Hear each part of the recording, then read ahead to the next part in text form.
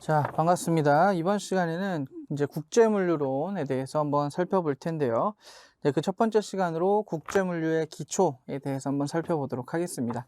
자, 국제물류라는 것은 뭐 쉬운 말로 여러분들이 많이 알고 있는 무역이라는 말로 대체가 되죠. 그래서 이 국제물류론 전체 시험 파트에서 상당히 중요하게 이제 다뤄지고 있는 내용들을 위주로 이제 첫 시간에는 정리를 쭉 한번 해볼 텐데요. 이 국제물류라는 것이 이제 우리나라의 일반적인 거래 환경과 당연히 다르기 때문에 여러 가지 요소들을 고려해야 되고, 또 그 각 요소별로 이제 뭐 계약이라든가 아니면은 물건을 보내는 운송이라든가 여러 가지 분야에 있어서 상당히 여러분들이 처음 보는 내용들도 많이 등장할 수 있습니다. 하지만 실제적으로 우리가 물건을 사고 판다는 개념 하에서는 동일하고, 그것을 할 때 어떤 것들을 고려해야 되는지 요소이기 때문에 여러분들이 크게 어렵지 않게 긴장하지 않고 들으셔도 되리라 생각이 듭니다. 자, 첫 번째로 보시면, 자, 국제물류의 의의입니다. 국제물류란 서로 다른 국가 간의 상거래를 뜻한다. 우리가 무역이라는 것이 보통 트레이드라고 부르죠. 조금 이제 다르게 하면 뭐 인터내셔널 트레이드, 국제물류, 국제무역 이렇게 얘기를 하는데요. 제 국제물류란 서로 다른 국가 간의 상거래를 의미한다. 국가와 국가 간의 거래죠. 국가와 국가 간의 거래를 의미한다.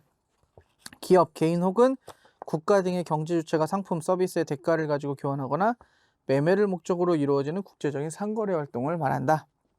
그래서 통상적으로 국제물류는 수출자와 수입자의 개념이 생깁니다.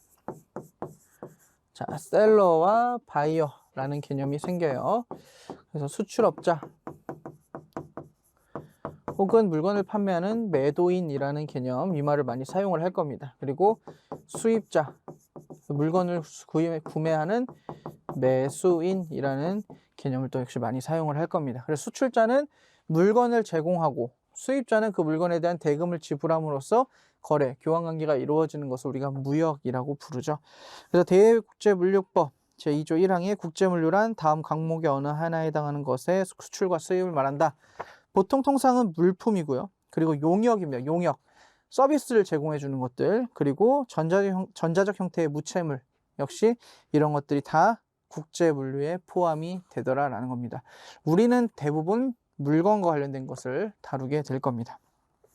자, 그래서 국제물류에 대해서는 여러 가지 개념들이 또 존재를 합니다. 여러분들이 실제로 공부를 하시다 보면 듣게 되는 말들인데, 자, 국제물류는 유사한 개념으로서 국제물류, 대외국제물류, 외국국제물류, 국제통상 이런 말을 함께 사용하고 있습니다. 국제물류를 지칭하는 말은 여러 가지로 나뉘지만 사실상 거래라는 동일한 기본 개념 하에서 이제 관점에 따라 조금씩 다르게 나눠집니다. 이제 국제물류라는 말은 물품의 이동이 국제 간에 이루어진다는 관점에서 본 거고요. 대외국제물류는 헌법과 국제물류 관계 법규에 의해서 규정된 개념으로 우리나라 상법이나 그리고 대외국제물류법 등에서는 주로 대외국제물류라는 표현을, 법상에서는 이렇게 표현을 합니다.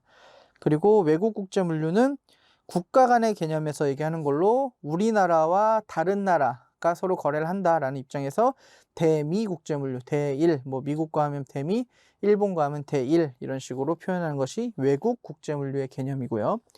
국제통상은 국가 간에 이루어지는 경제활동을 단순히 어떤 물건의 거래로 국한하는 것이 아니라 정치나 외교적 측면에서 바라본 것을 국제통상이라고 이야기를 합니다. 그래서 같은 무역이라는 어떤 국제물류라는 틀 안에 있지만, 거래라는 틀 안에 있지만, 어떻게 바라보냐에 따른 관점에 의해서, 뭐 법적인 측면에 의해서, 우리가 외국을 바라보는 입장에서 그 정치적인 거나 이제 외교적인 것이 포함된 거에 따라서 이렇게 이름이 다 다르게 불려진다라는 거죠. 하지만 실제 시험에서 문제를 풀 때도 이제 여러 가지 말들이 섞여 나오는 경우도 간혹 있습니다. 대부분은 이제 국제물류라는 표현으로 다 통칭이 되고요. 그래서 이렇게 나눠질 수는 있다라는 거죠. 그래서 국제물류의 대상을 보시면 첫 번째가 이제 상품입니다. 상품. 우리가 보통 이제 굿즈라고 부르는데, 첫 번째가 이제 국제물류의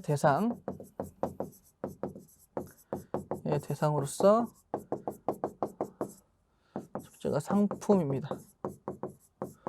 일반적으로 가장 널리 현재 거래가 되고 있는 거고요.